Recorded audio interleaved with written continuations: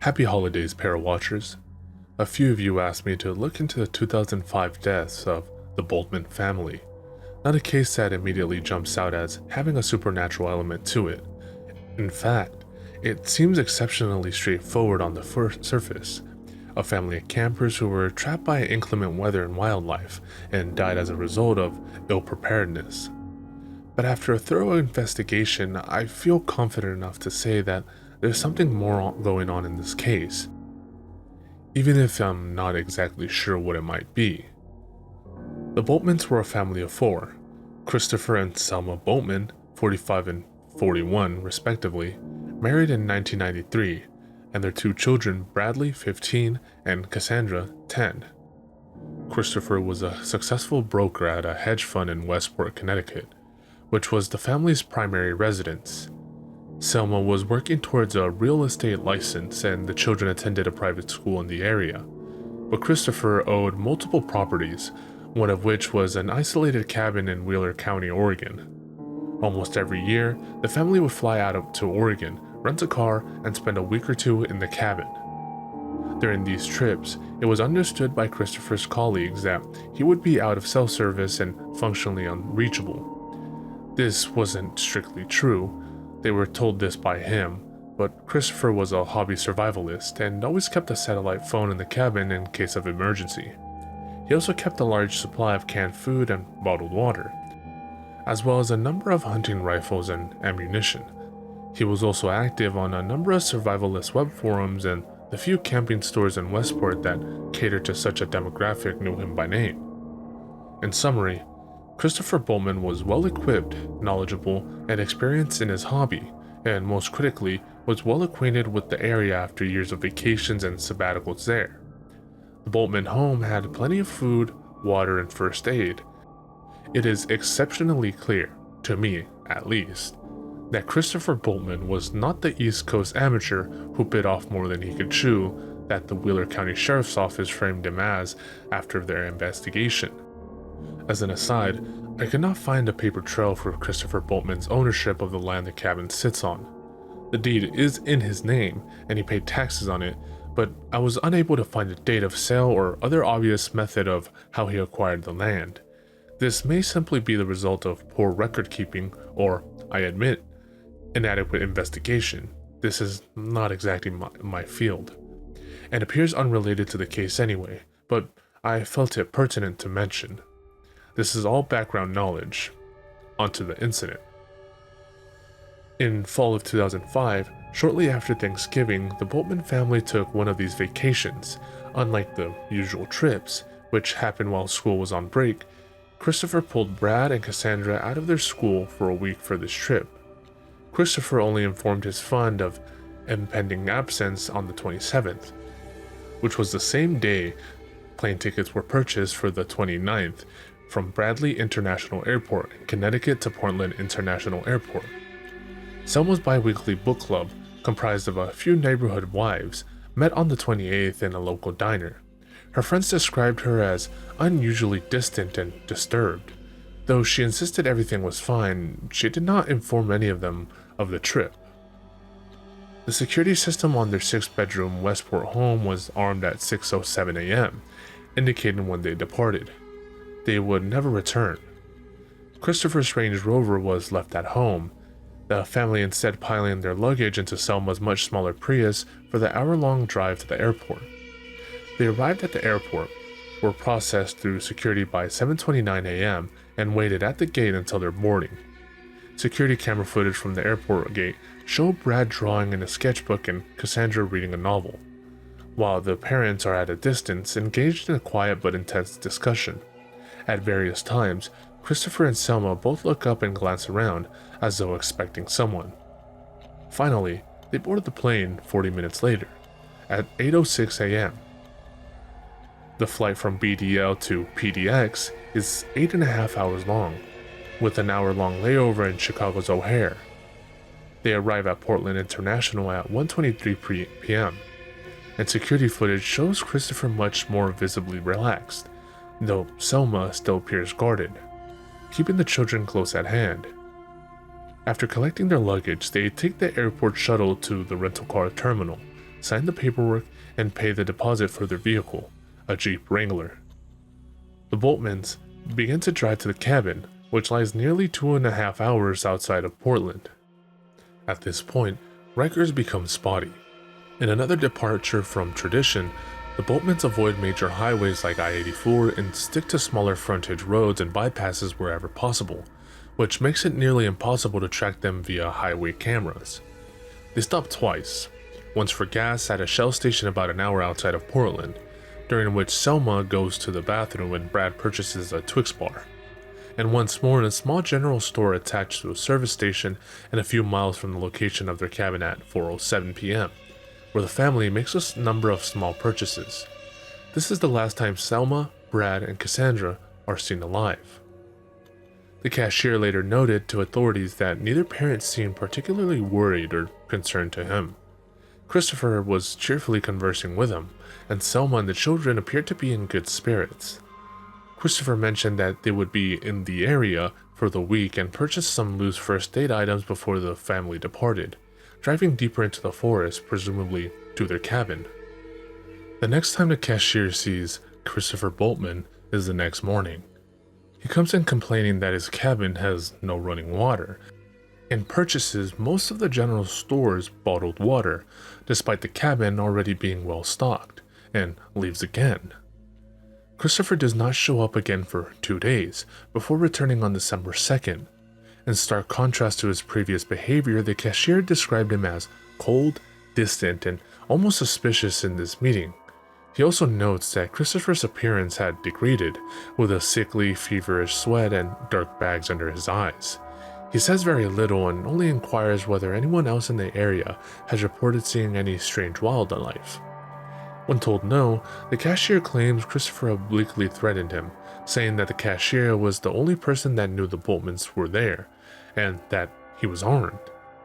He departed silently. This is the last time Christopher is seen alive.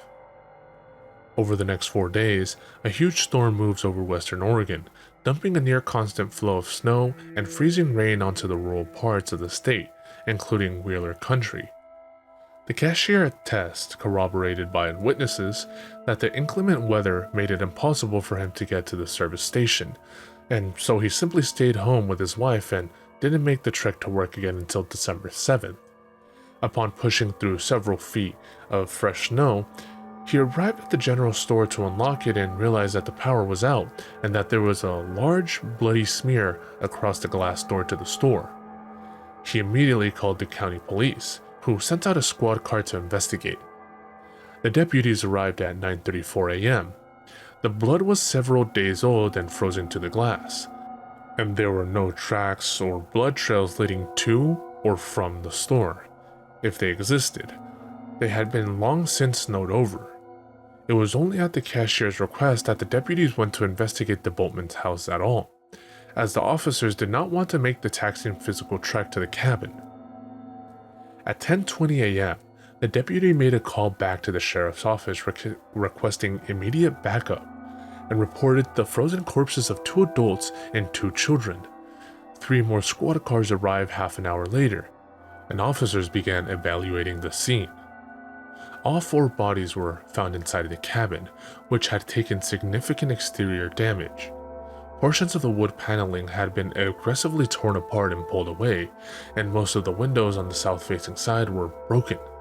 There were long, deep, large marks across the porch and walls, substantially larger than those of grizzly bears. When officers tried to gain entry, they found the doors and windows had been barricaded from the inside with planks of wood and furniture. There were no obvious points of ingress. They forced their way through a window and found a baffling, morbid scene. The bodies were all in different areas of the 2-bedroom cabin. Brad was found in the children's bedroom under a pile of blankets, Cassandra curled up in a kitchen cupboard, Selma locked in the bathroom, and Christopher himself in the living room, directly across from the front door, holding his hunting rifle. All were initially assumed to have starved to death based on their emaciated states, until deputies found large stores of dried non-perishable foods and bottled water, a few of them open, in the kitchen. The bodies were airlifted away for a full autopsy shortly thereafter, and the cause of death was determined to be dying of exposure and thirst for Christopher, Cassandra, and Selma, and botulism for Brad.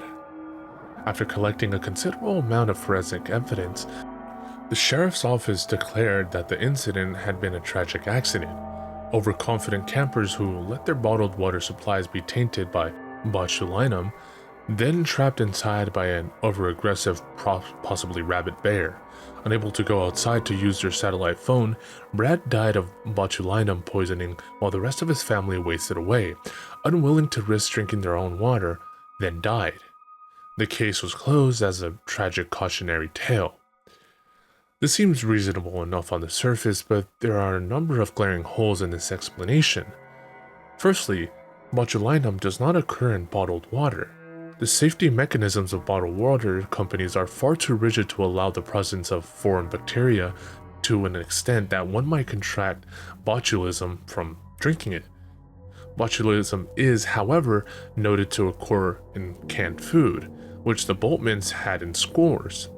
This raises two possibilities. Either the botulism was in fact contracted from the canned meats, or it was placed into the bottled water. There is also the element that Christopher clearly elected not to dare drinking any more of the presumably sealed bottled water. The kind of decision only made when one has reason not to trust it. Secondly, the explanation of a bear. As mentioned, the scratch marks and destruction left on the outside of the property are not consistent with that of the size of a bear's paws. But much more obvious than this is the fact that a bear, even a rabid one, does not behave this way. Most bears hibernate for long portions of the winter, leaving their dens only to get food and return. They would certainly not hang around a cabin for 4 days in an effort to kill any humans inside. Rabies makes animals confused, terrified, and irrational, but it does not make them vengeful. Additionally, the bear only attacked the south-facing side of the house, where Christopher was. It ignored the north and west windows and walls, inside which lay Selma and Brad, respectively. Third, the power being cut. This was explained as a natural result of the storm and snow, which is correct. Sometimes power lines simply break. But the deputy did note in his original report that the cut to the nearby power line was clean.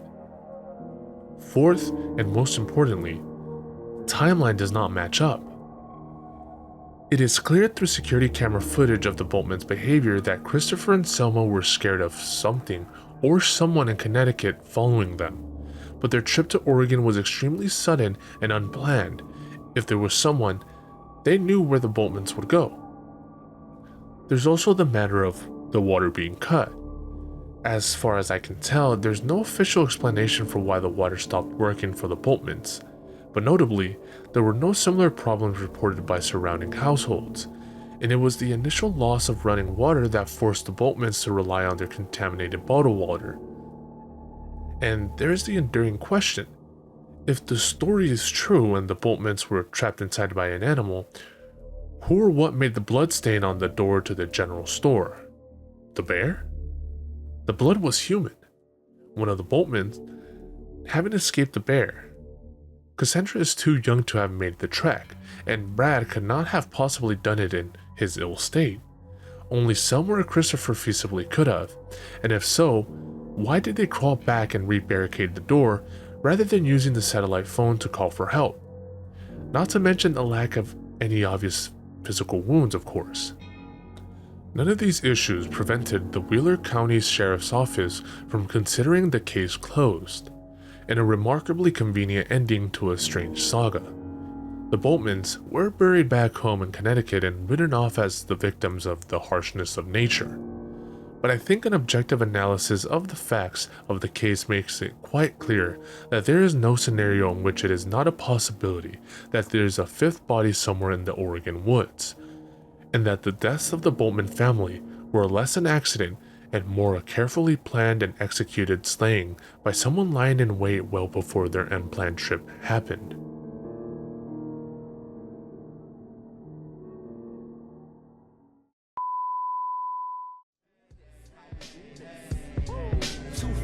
letting it flow. Plus, getting the dough. We be checking your hoe while you sweating the flow. I be intellectual, incredible, flexible. I turn the virgin sexual, impeccable, but technical. I be the first letter. You ain't know, check the alphabetical order. My natural elements, chemical shorter to leave it cruel. More bloodier, the menstrual waters. On the 28th, your thoughts are pennyweight. I'ma generate these bonds.